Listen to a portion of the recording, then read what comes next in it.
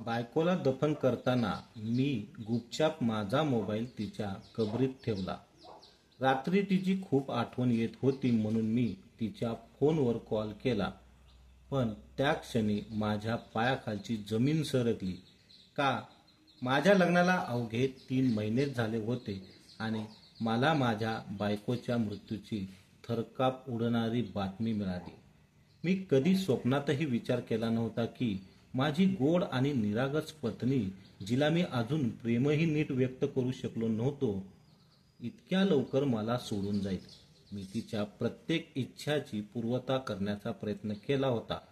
तिला जसं हवं होतं तसं केलं होतं, पण जीवनाने असा मोठा आघात दिला की माझी पत्नी तरुण वयातच मला अलविदा करून गेली. पत्नीच्या जाण्यानंतर खरी कहाणी सुरू झाली, ज्याने मला पूर्णपणे हादरून टाकलं. तिच्या मृत्यूची बातमी पसरताच तिच्या माहेरच्यांनी आमच्या घरावर हल्ला केला. तिची आई आमच्यावर आक्रोश करत होती, तू आमच्या मुलीला मारून टाकलंय. ती लग्नाच्या वेळी किती आनंदी होती. तिने आम्हाला सांगितलं होतं की या घरातून तिचं केवळ मृतदेहच निघल आणि खरोखरच तू तीच मृतदेह काढलास. तुला जराही लाज वाटली नाही? आमच्या मुलीवर नक्कीच अत्याचार झाले असतील म्हणूनच ती काही बोलू शकली नाही आणि घुसमटून मरण पावली. मी काय बोलणार? आमचं नातं खूप अबोलं होतं. आम्ही एकमेकाशी मोकळेपणाही बोलूही शकलो नाही. ती इतकी लाजारी होती की जेव्हा मी तिला बोलायचो म्हटलं तेव्हा ती दुसऱ्या बाजूला तोंड वळवायची. हे 3 महिने कसे गेले कळालंच नाही. पण आता संकट माझ्या डोक्यावर येऊन कोसळलं होतं. माझी सासू माझ्याकडे उत्तर मागत होती. तिच्या प्रत्येक शब्दाने माझ्या काळजाला वेदना होत होत्या. या दरम्यान आणखी एक मोठा वाद उभा राहिला.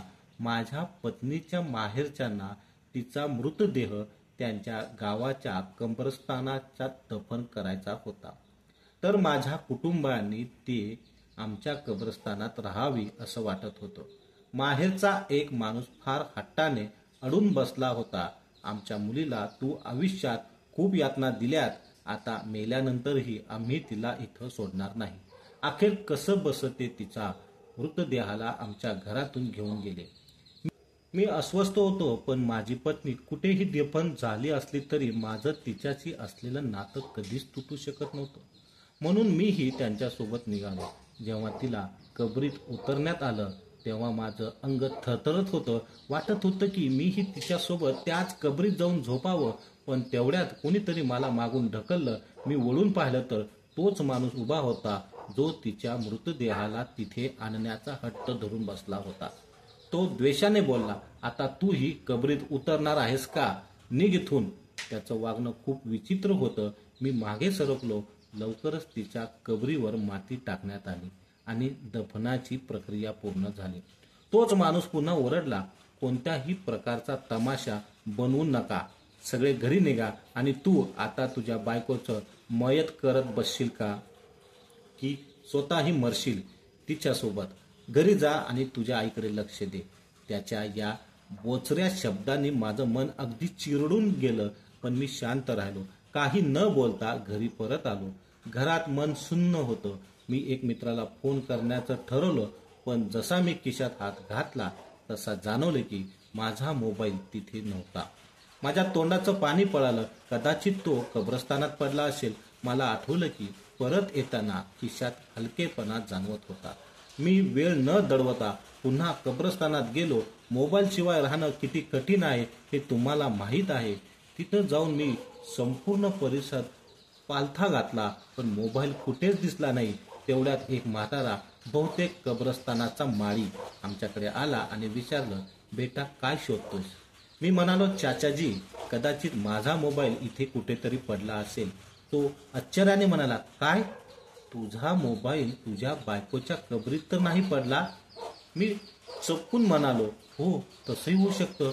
जेव्हा मी कबरीत झुकून पाहत होतो तेव्हा कोणीतरी मला मागून ओढलं होतं. कदाचित तो तेव्हा आत पडला असेल. हे ऐकून तो वृद्ध माणूस दचकला आणि म्हणाला, बेटा, फक्त एका मोबाईलसाठी तू कबर उकरायचा विचार करतोस?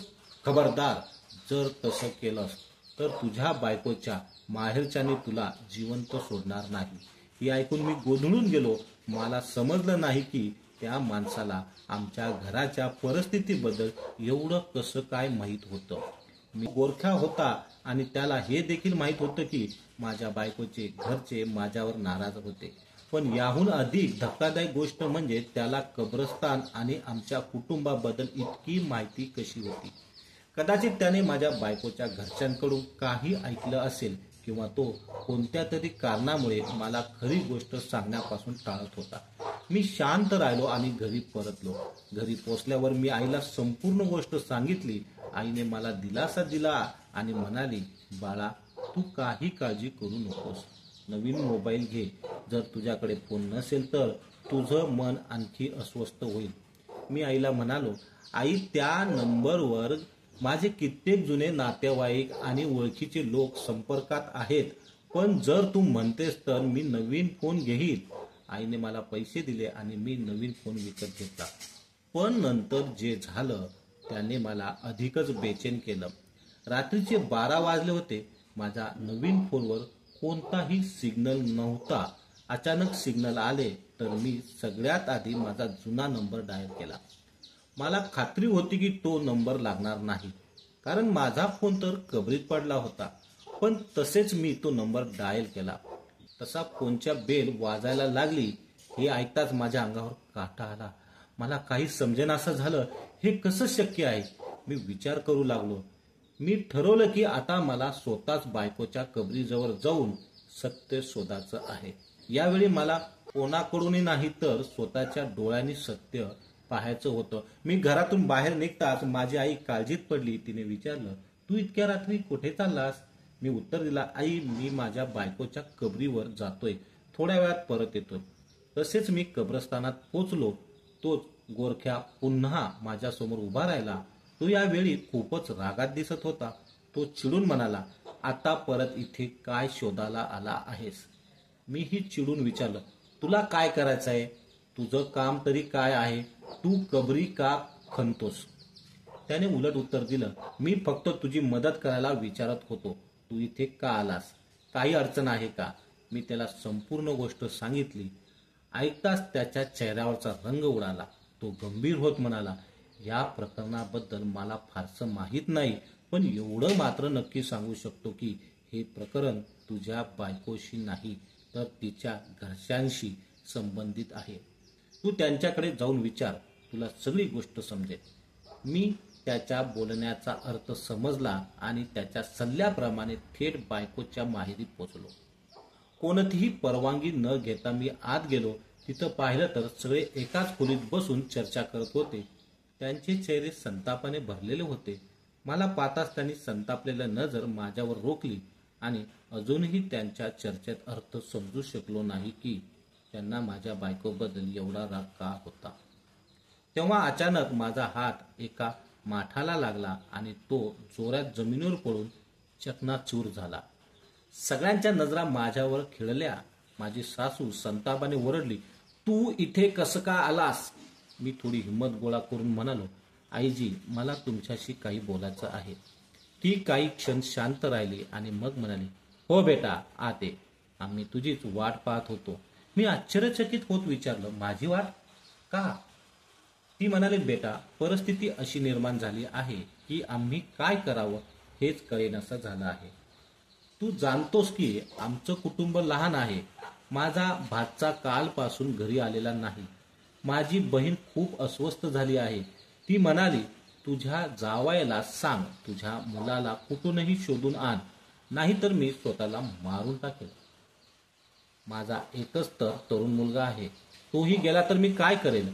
तुला माहित आहे की काही काळापासून आमच्यात वाद सुरू आहेत.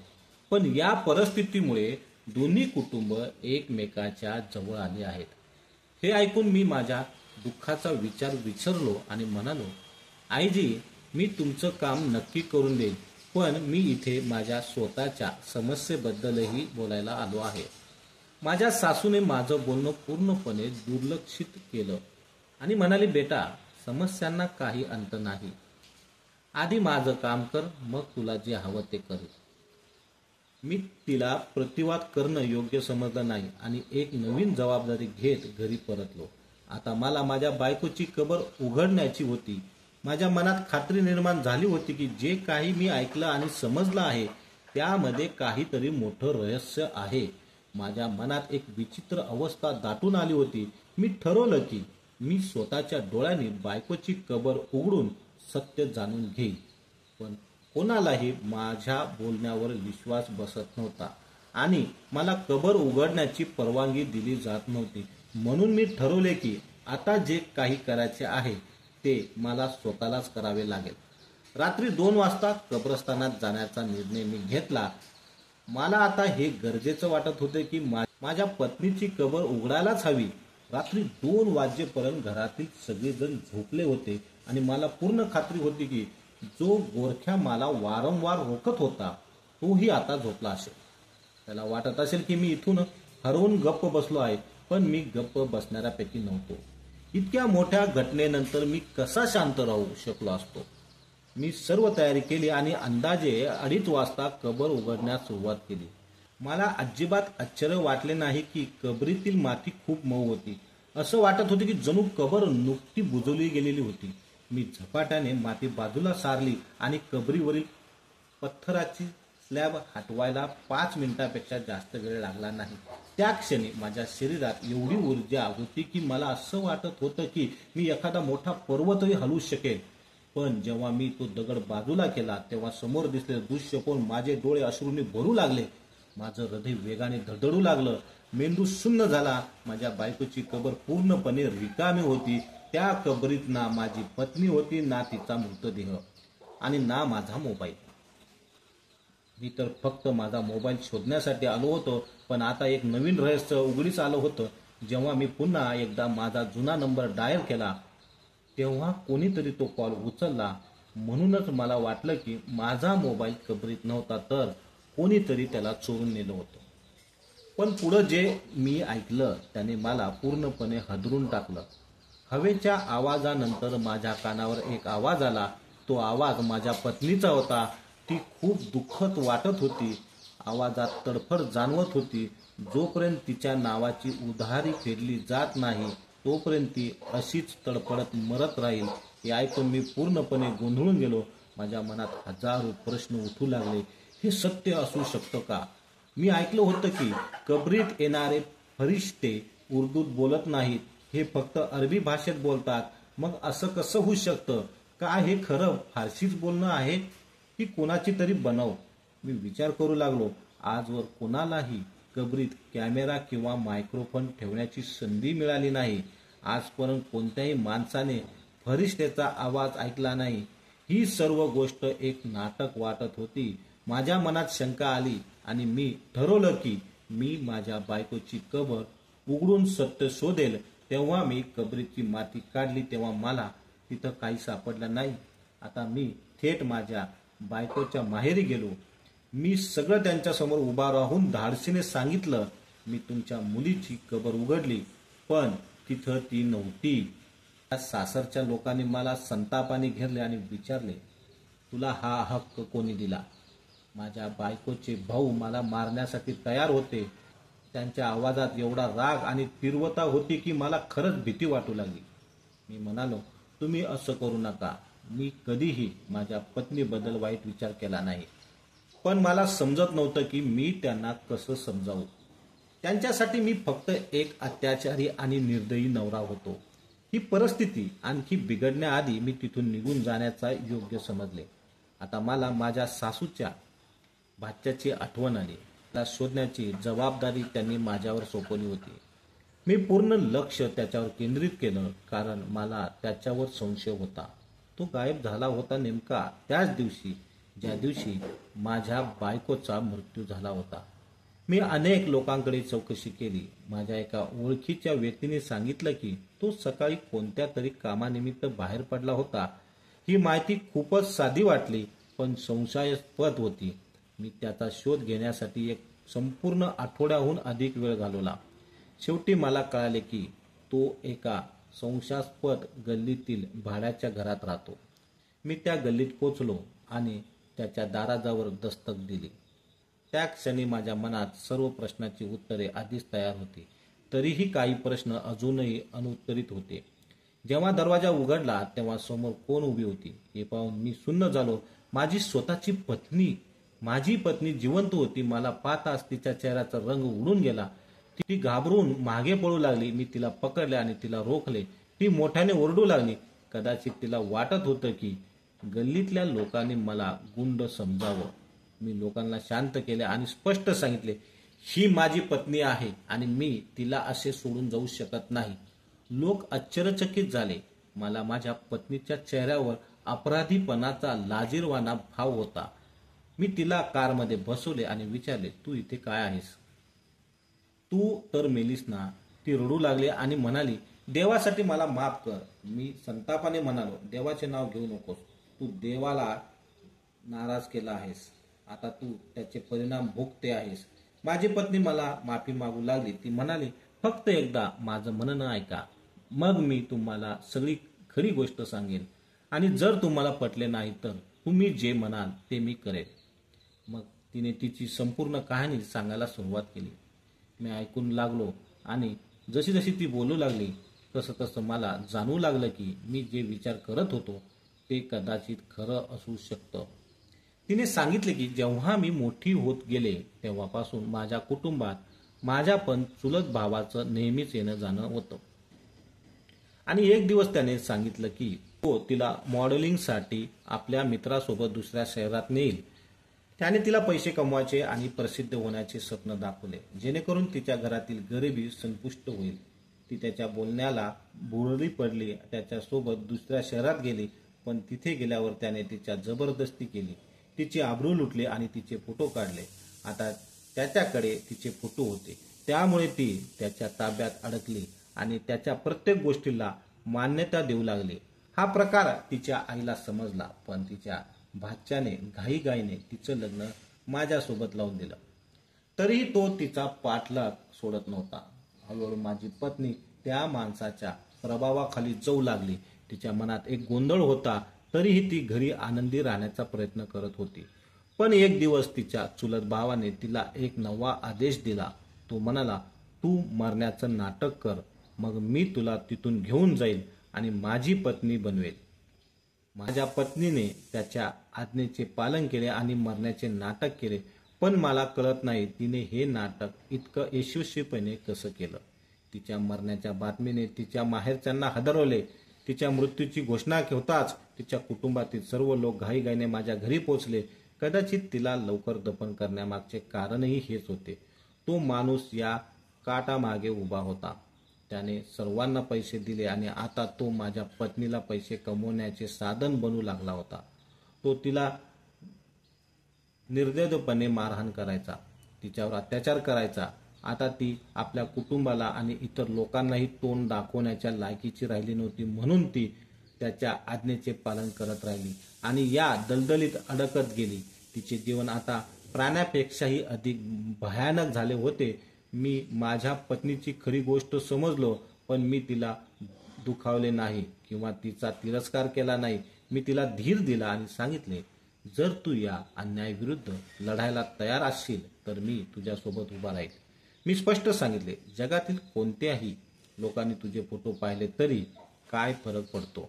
आता तू त्याच्या हातातील भावली राहणार नाहीस. आता त्या माणसाला मी स्वतः धडा शिकवण्याचं ठरवलंय. मी माझ्या संबंधीचा वापर करून त्याला शिक्षा मिळवण्याचे ठरवलंय. कारण जे लोक आपल्या पत्नीला अशा कठीण प्रसंगात सोडून देतात ते खरं तर पुरुष म्हणण्याच्या लायकीचे नाहीत.